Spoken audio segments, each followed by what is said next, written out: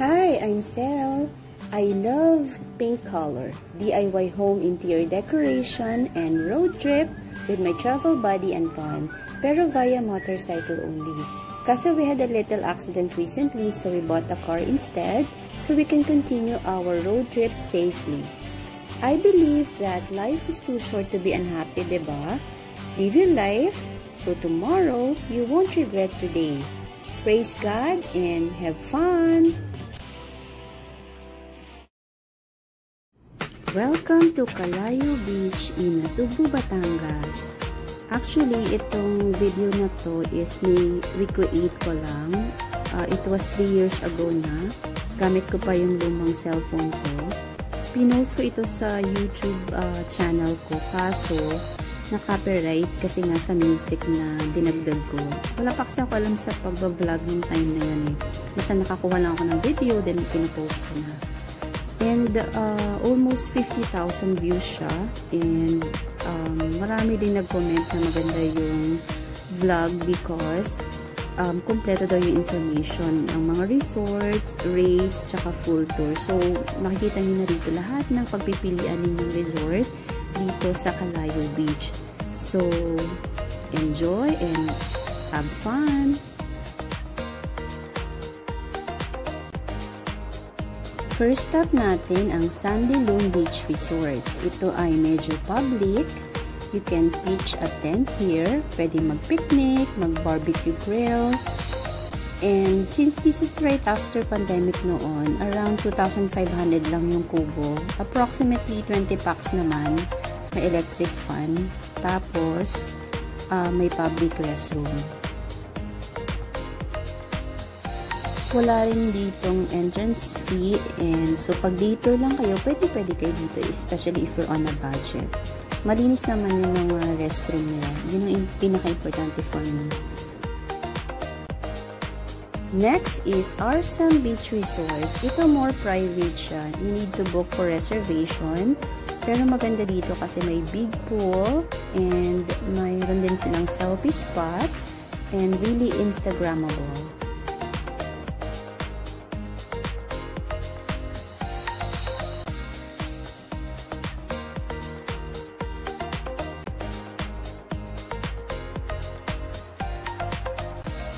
O diba, ang likod-likod pa ng cellphone ko kasi bagong vlogger pa lang tayo dito.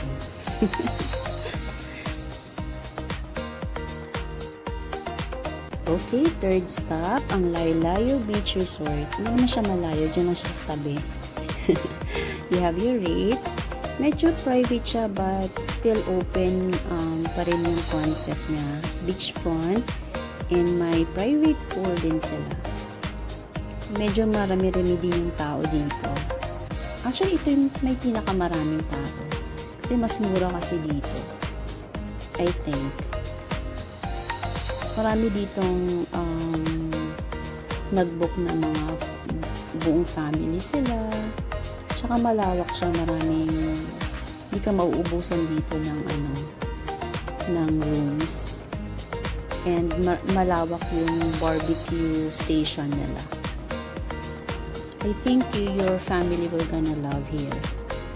Yan, may private pool din sila.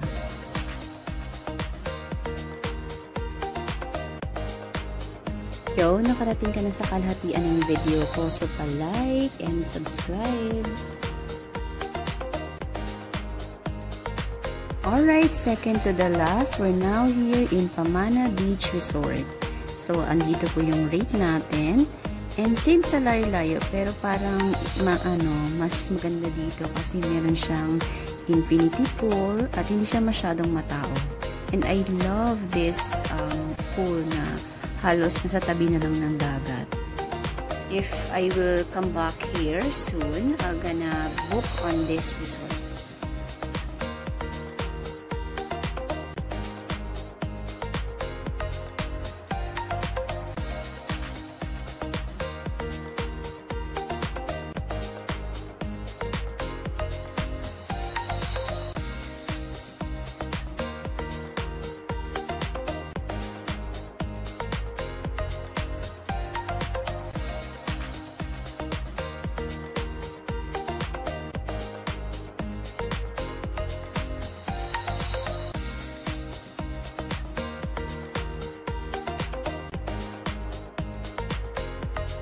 And last but certainly not the least, Zack Shack Resort. Kung gusto nyo matang twist, dito na kayo. Charot. So dito medyo super private siya, pero hotel vibe. Super linis, maganda. Beachfront din, but you have to do online booking. And if you're masyadong medyo private person, you wanna book this resort.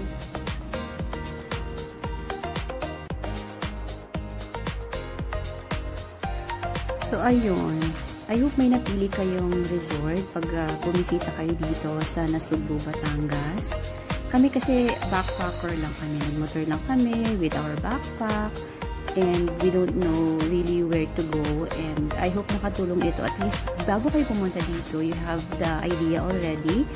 If you're just a backpacker, if you're with your whole family, and you have information before you're gonna visit the place. I hope you like and subscribe. Thank you for watching. God bless you.